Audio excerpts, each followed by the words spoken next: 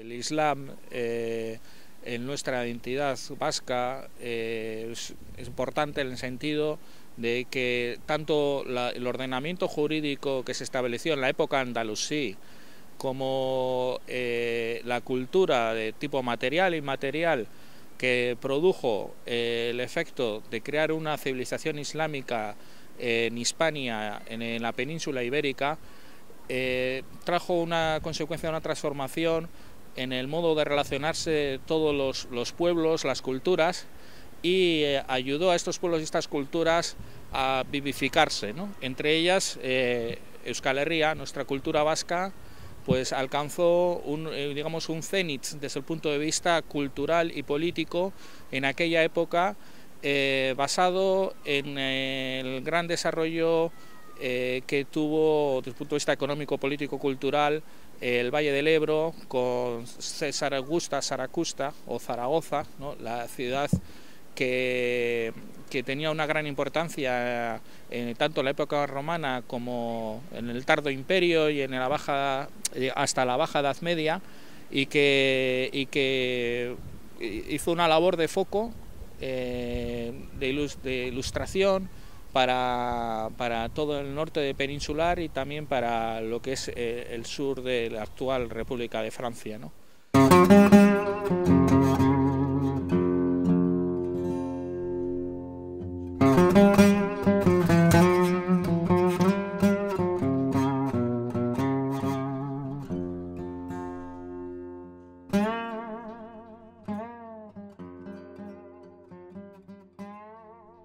Varias culturas que en toda la época, digamos, islámica de la historia de Hispania, lo que conocemos como Al-Ándalus,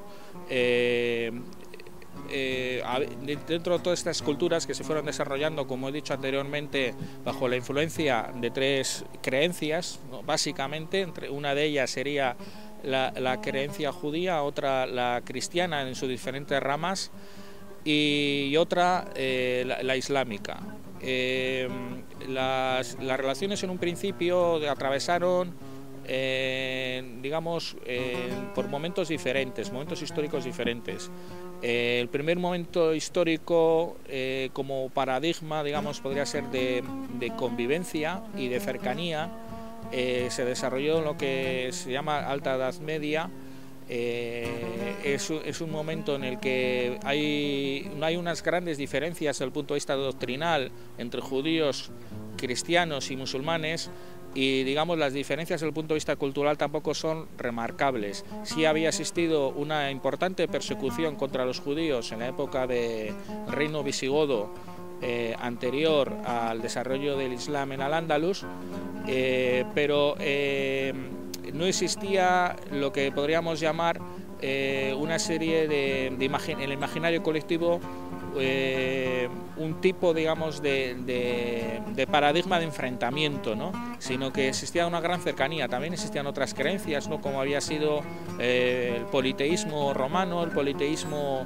germánico, el panteísmo del celta, celtíbero y vascón, por ejemplo, ¿no? Y en ese sentido, el desarrollo, digamos, de las relaciones entre esas tres comunidades espirituales, judía, cristiana y musulmana en Al-Ándalus, hasta, digamos, lo que sería el siglo XI de nuestra era, pues fue de un modo bastante pausado y convivencial.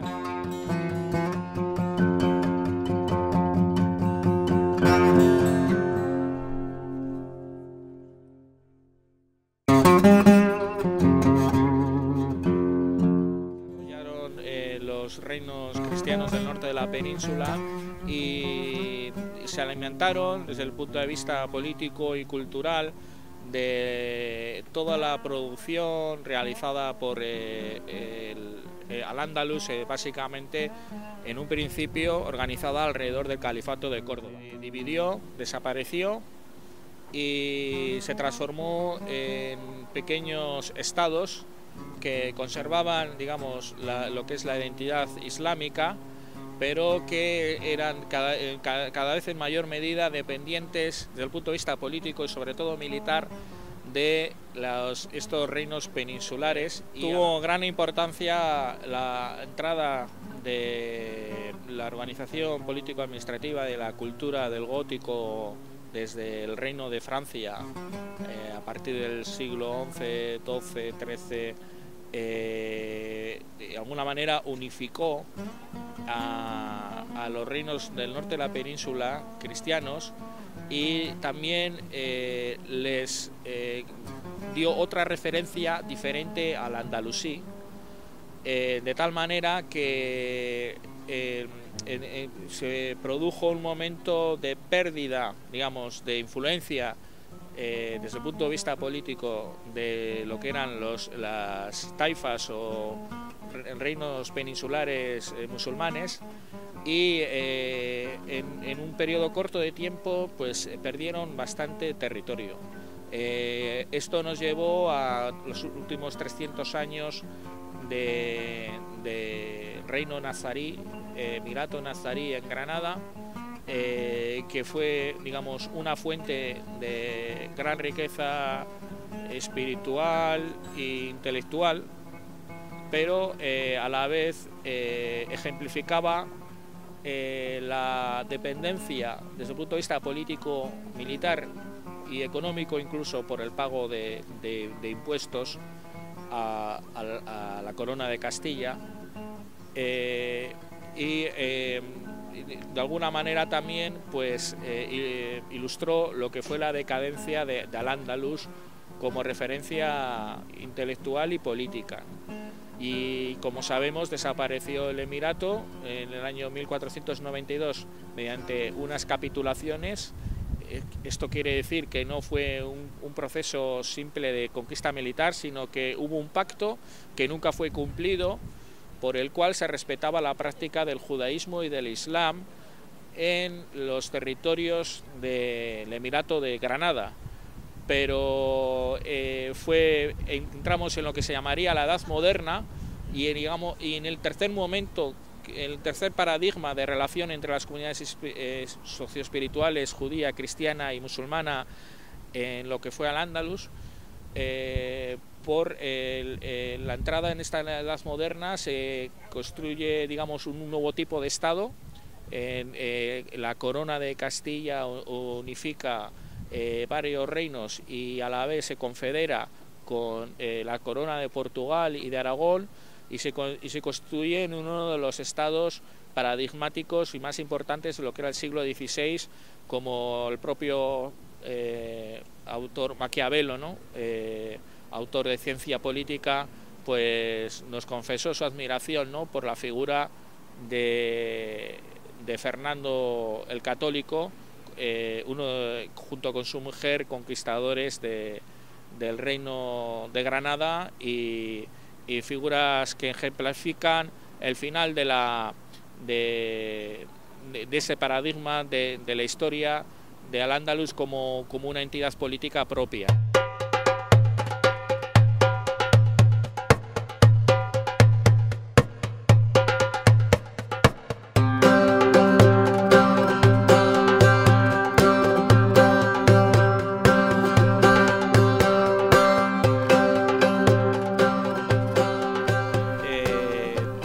Cuatro paradigmas de lo que significa ser musulmán en Al-Ándalus, musulmán en Hispania, en Iberia, en la península ibérica, ¿no? En primer lugar, podríamos establecer el concepto de muladí, que fue establecido por los musulmanes que llegaron a la península desde Oriente Medio y norte de África, al comienzo, digamos, de la historia del Al-Ándalus, ya por el siglo II de la Égira, del calendario islámico, o estamos hablando de lo que sería el siglo VIII de la era cristiana occidental, ¿no? el concepto muladi significaría como persona nueva en la práctica del Islam. Nosotros los musulmanes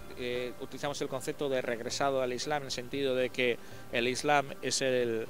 estado natural de todas las personas, y digamos, este concepto fue relevante en la primera época de desarrollo digamos, de lo que fue primero el Emirato de Córdoba y luego Califato, ¿no? En esa época en la que había una gran convivencia entre comunidades espirituales cristiana, judía y musulmana. Posteriormente pasamos a otro momento histórico, y en este existen dos palabras fundamentales, dos términos que nos explican el desarrollo de los acontecimientos. Por un lado, la palabra mudéjar, que significaría, pues, se utiliza tanto para personas como para elementos culturales como arquitectónicos, ¿no? Pero significaría todo aquello que ha sido dominado por un Estado cristiano, y esto significa, pues, en el avance de los reinos cristianos norpeninsulares hacia el sur, y la conquista de territorios que habían tenido un modo de organización islámico. Existieron, pues, grandes grandes grupos de población que practicaban el Islam, y que lo hicieron durante siglos de un modo permitido, pero a la vez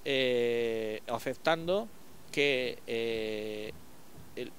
las normas principales estaban basadas en la doctrina cristiana católica, ¿no? Y había una separación también por, digamos, física, pero también jurídica, en la manera de gestionar los asuntos públicos de cada una de las comunidades espirituales dentro de esos reinos cristianos, ¿no? De esta manera, pues, se desarrollaron lo que se llamó morería o aljama, ¿no? Barrios musulmanes, pues, tanto por toda la península, ¿no?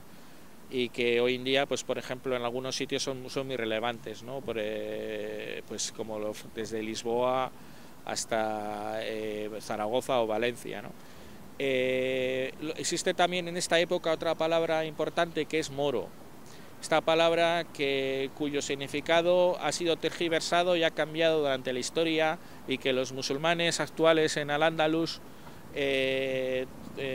mantenemos con orgullo, y la utilizamos también para referirnos a nosotros mismos sin ningún tipo de vergüenza.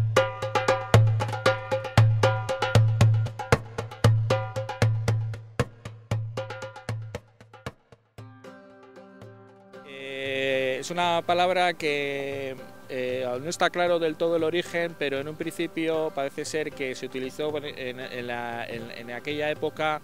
para denominar a todos los musulmanes que llegaban del norte de África, pero que por extensión se empezó a utilizar desde los cristianos hacia los musulmanes para denominar simplemente musulmán. Y esto ha sido así por mucho tiempo, precisamente hasta que llegamos al último momento, digamos, del desarrollo entre estas comunidades judía, musulmana y cristiana en Al-Ándalus, y que fue el momento de la entrada de la Edad Moderna, la prohibición del judaísmo y del Islam, y que por ello el hecho de ser musulmán ya estaba prohibido y no se podía denominar a ningún habitante de la península moro, por lo cual el moro pasó a denominar a aquellas personas que practicaban el Islam pero fuera de la península, principalmente en Berbería o en el norte de África, ¿no? Y de esta manera a las personas que practicaban el Islam en clandestinidad o que tenían un origen de familias musulmanas se les empezó a llamar moriscos, que significa descendiente, que parece musulmán, que parece moro, pero ya negando el hecho de que sea moro, de que sea musulmán. Existen otras derivaciones de esta palabra ya en el momento de la expulsión de la gran expulsión de los moriscos a principios del siglo XVII y que dio lugar a creación de figuras jurídicas y sociales propias en función de la edad. Por ejemplo, los niños esclavos musulmanes, como son la palabra elche, la palabra mourinho, la palabra morillo, la palabra moret, ¿no?, que representan precisamente esa figura del niño o niña musulmanes que son apartados de sus familias y entran en situación de esclavitud o semiesclavitud en instituciones, principalmente en instituciones religiosas cristianas católicas.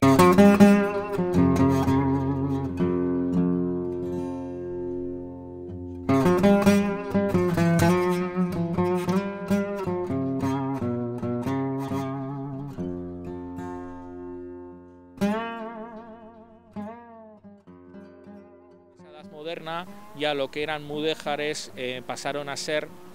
considerados moriscos y esto es, personas que parecen musulmanes pero que como se ha prohibido la práctica del Islam, pues no lo son, aunque lo sean en la realidad, en la clandestinidad, pero oficialmente no lo son. Y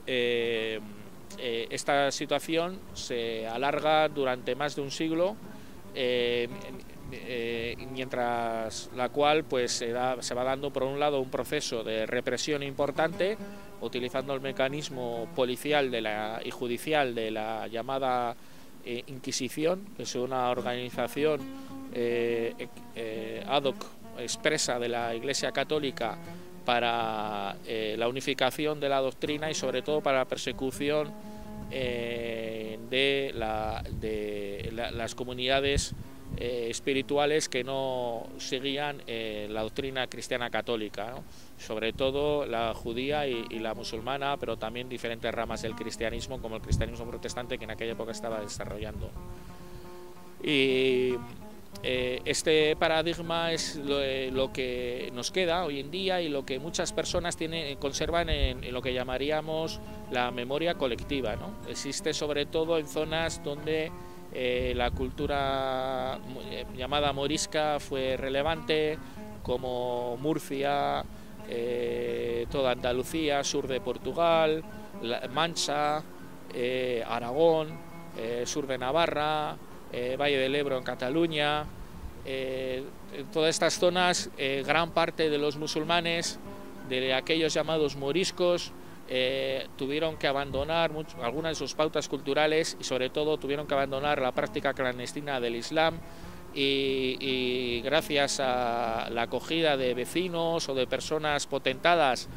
o incluso al soborno económico, pues pudieron seguir viviendo en la península, pero ya no como musulmanes, y lo mismo caso ocurrió con las comunidades judías, ¿no? Y en algunos casos pues se conoce que hay zonas que han conservado muchas pautas culturales del judaísmo y del Islam hasta hace momentos muy recientes, si bien igual no ha sido con una conciencia propia de qué es lo que estaban practicando, ¿no?, qué es lo que estaban haciendo, pero sí con una conciencia de diferencia con respecto a la religiosidad oficial, ¿no?, que se impuso desde la corona del Imperio Español, ¿no? Y desde ello tenemos un ejemplo desde un punto de vista antropológico y político muy interesante, que es el desarrollo del anarcosindicalismo en la península ibérica a partir del siglo XIX hasta su colapso, digamos, traumático en la Guerra Civil Española, por el hecho de que gran parte de esas personas campesinas de Andalucía, Aragón, Valencia, que veían con rechazo, digamos, la imposición de una visión